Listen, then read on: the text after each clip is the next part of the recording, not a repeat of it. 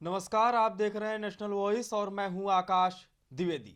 उत्तर प्रदेश में चुनाव होने वाले हैं। नेता जनता के बीच जा जाके पांव छू छू के बातें करना शुरू कर दिए हैं कि मुझे वोट दीजिए, मुझे जिताइए, मैं आपके लिए महल बनवा दूंगा, पक्की सड़कें कर दूंगा, बिजली कर दूंगा, पानी कर दूंगा, गरीबी मिटा दूंगा, मैं ये कर दूंगा, वो कर दूंगा। ये सारी बातें होती चली आ रही हैं। ये बात आज नहीं हो रही है।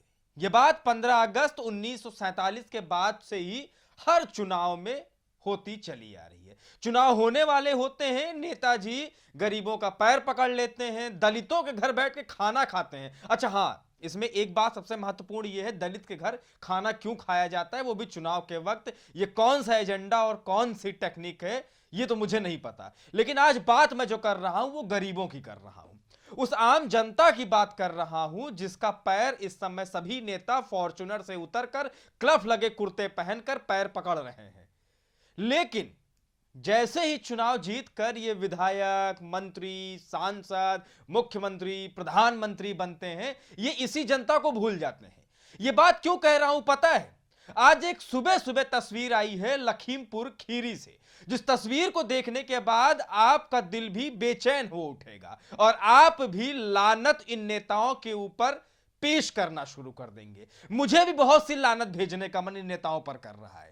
लखीमपुर खीरी में कांड होता है, देश के सभी बड़े नेता पहुंच जाते हैं, लेकिन कल्लो जैसी मां इन नेताओं को नहीं दिखाई देती है। दरअसल एक बुजुर्ग महिला है लखीमपुर खीरी से जिसका नाम कल्लो है।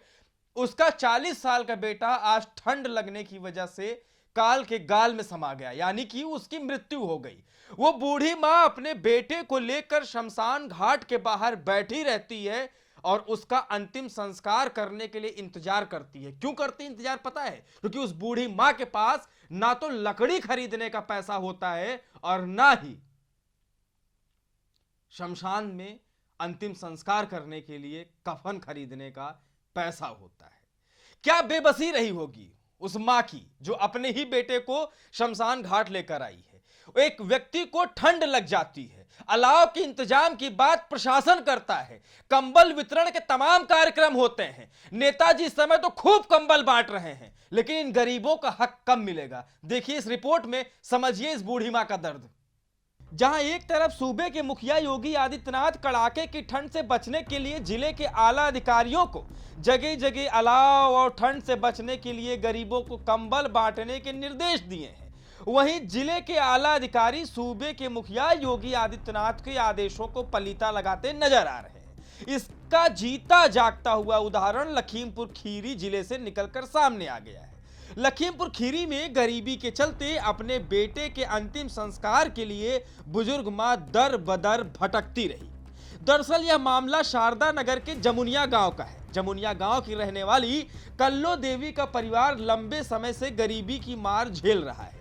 कल्लो देवी का 40 साल का इकलौता बेटा अचानक बीमार हो गया। कल्लो देवी का कहना है कि ठंड लग गई है। बीमारी के चलते उसको जिला अस्पताल ले जाया गया, जहां उसकी मौत हो गई। बेटे की मौत की खबर सुनते ही कल्लो देवी के सर पर दुखों का पहाड़ टूट पड़ा। अपने बेटे को लेकर वो शमशान घाट पहुंची, लेकिन इस गरीब बुजुर्ग मां के पास ना तो लकड़ी का पैसा था और ना ही कफन का पैसा।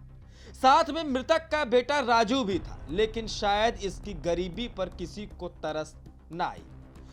काफी टाइम तक वहां इंतजार करने के बाद शमशान घाट पर मौजूद कर्मचारियों ने आपस में पैसे इकट्ठा करके किसी तरीके से इसके बेटे का अंतिम संस्कार कराया और बुजुर्ग मां को ठंड से बचने के लिए कंबल भी दिया। इस कृत्य के बाद लखीमपुर खीरी के उन सभी अधिकारियों के मुंह पर करारा तमाचा है और मैं सभी नेताओं से गुजारिश करता हूं कि इस महिला के यहां वोट मांगने मत जाइए।